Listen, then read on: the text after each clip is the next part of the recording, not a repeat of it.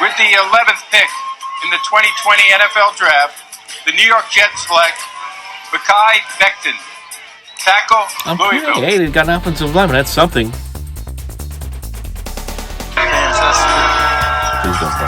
Please don't mess this up. the New York Jets pick in the 2020 NFL Draft, the Jets select Denzel Mims, wide receiver, Baylor. Let's go. Let's get a receiver here. Let's get someone to help us out. In the 2020 NFL Draft, the Green Bay Packers select Jordan Love, quarterback, Utah State. Are you? Okay, this is... You gotta be kidding! No! No!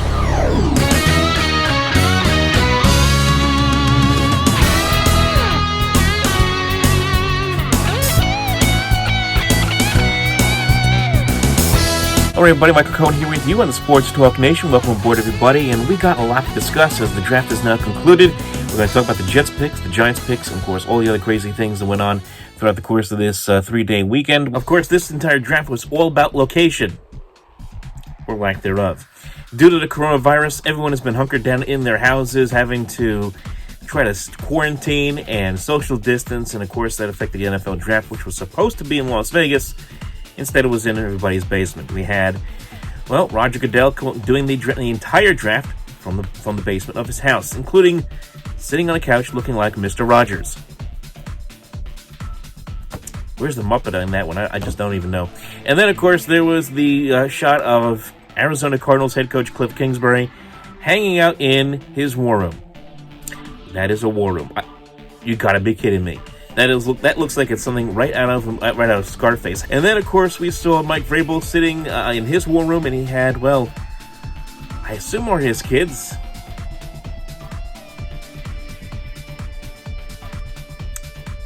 Let's take a look at it again.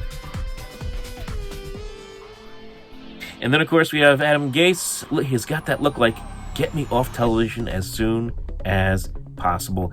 And, of course, the biggest gem of them all, let's go to the head coach of the New England Patriots. There he is, folks, in all his glory. Yep, Bill Belichick's dog. There he is. Let's just get right into the NFL. Let's get right into the picks here. And, of course, early on, not a lot of surprises. We knew that Joe Burrow was going to go number one to the Cincinnati Bengals. Let's talk about what the Giants and the Jets did in this draft. And let's start with the Giants, first of all. Got the guy they needed early on, and that was the offensive tackle Andrew Thomas out of Georgia. I know a lot of people didn't have him as the first tackle that was going to go. There was like 4 or 5 tackles that everyone was looking at, and Thomas was one of them, but a lot of people didn't think he was going to be the first. This is a good pickup for the Giants. One thing that kind of stood out for me, and just kind of learning a little bit more about Andrew Thomas, is that this was a guy who was a 2-time first-team All-SEC in 2018 and 19. That was his last year. First-team All-American 2 years ago. Freshman All-American 3 years ago in 2017. He was considered a leader on that team down in Georgia over the last couple of seasons. So the Giants get themselves a guy that they desperately needed. And the Giants have had an awful offensive line for a number of years. They needed to beef that up, and they did exactly that, getting Andrew Thomas. That was a good pickup for them.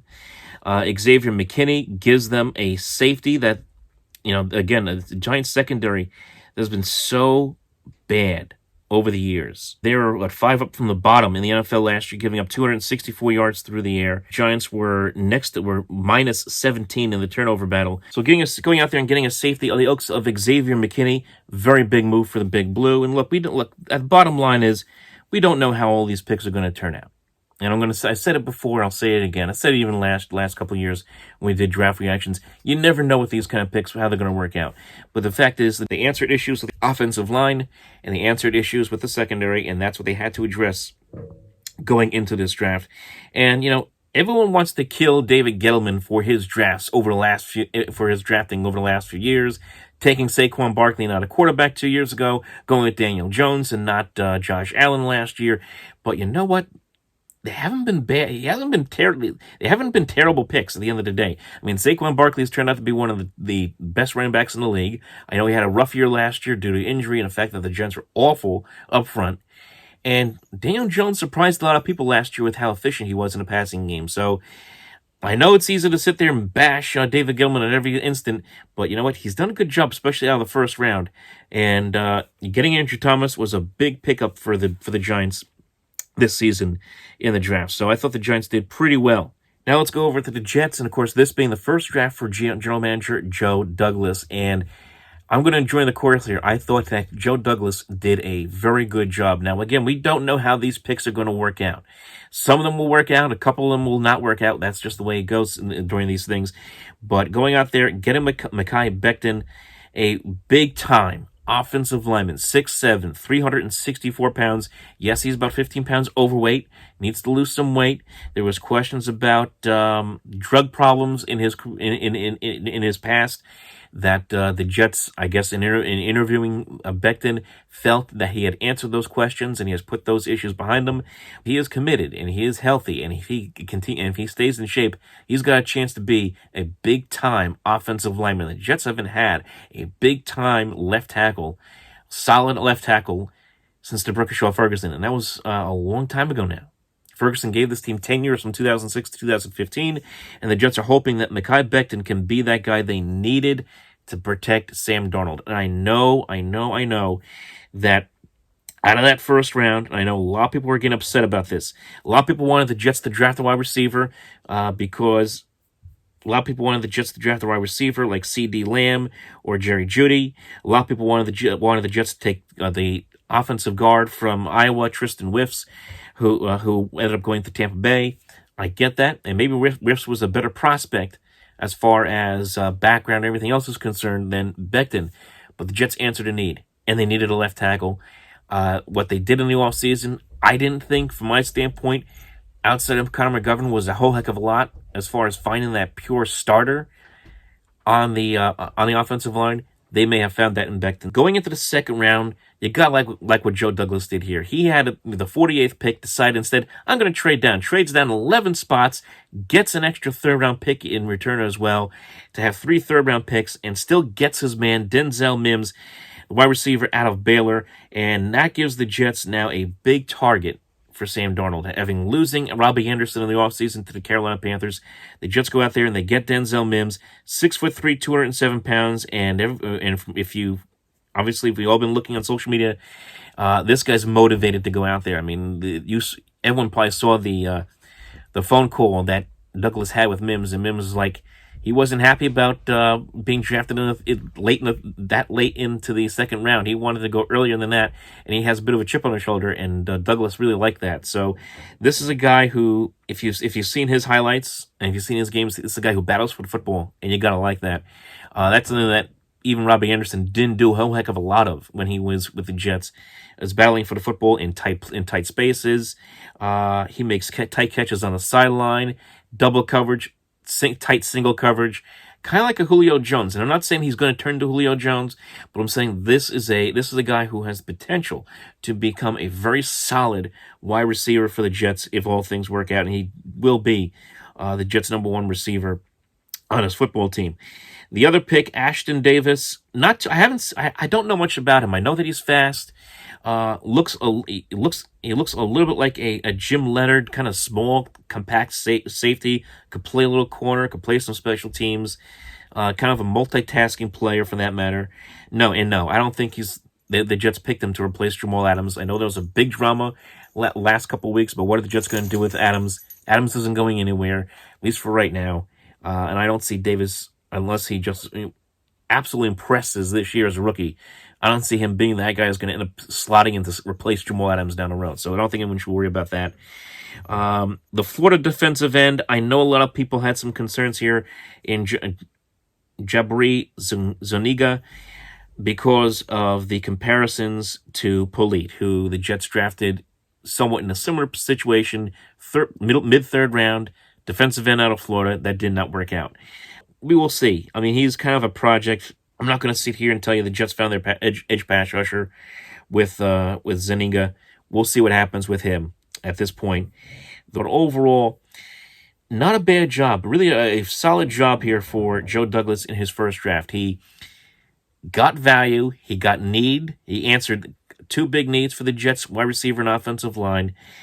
and he was able to go out there, make some deals, and actually get more value and get more picks. He did a very good job in this draft. Now, how it will be ranked and rated and remembered overall is yet to be determined. I mean, that is a couple years away when we finally see how this draft bears any fruit, if any. Overall, a good draft for the Jets, good draft for the Giants. You'll have to wait and see. Now, I mentioned the quarterback position situation.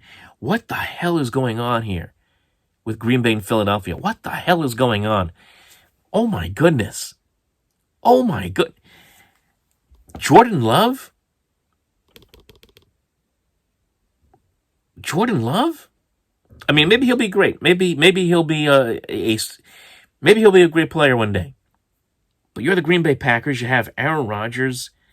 You went to the NFC Championship game just last season, and the first pick you make is Jordan Love, a quarterback? Aaron Rodgers was not the problem last year. Yes, I know he's getting up there in age. He's 36 years old. You know, he's probably got 3, maybe 4 years left in him. With the way these quarterbacks are going nowadays, he could probably play deep into his 40s. But I understand that. I understand he has a big salary cap number in a couple of years. But really, Jordan Love in the first pick you make? Come on, man. Come on, Pat Green Bay. What is that all about? And you know, they had an opportunity to go out there and help their star quarterback, their Hall of Fame quarterback, and they didn't do it. And that's going to create a little bit of drama right now for Green Bay.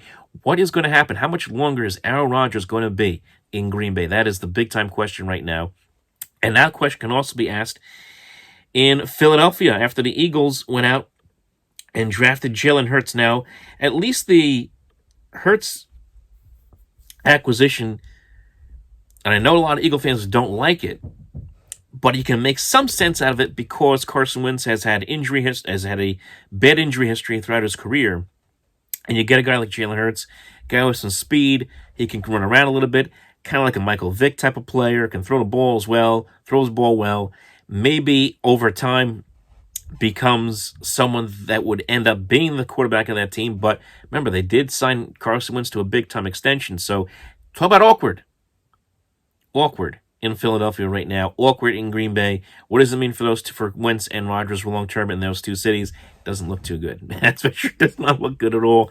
I haven't heard. Has anybody here? I have not heard anything regarding Andy Dalton at all.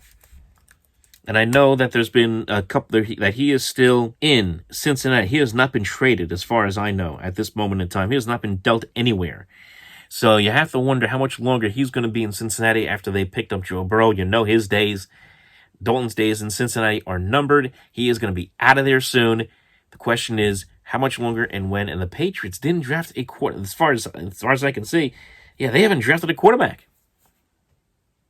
Do the Patriots go out there and get Andy Dalton? Do they still go out there and go get Cam Newton as a free agent? Do they get bold?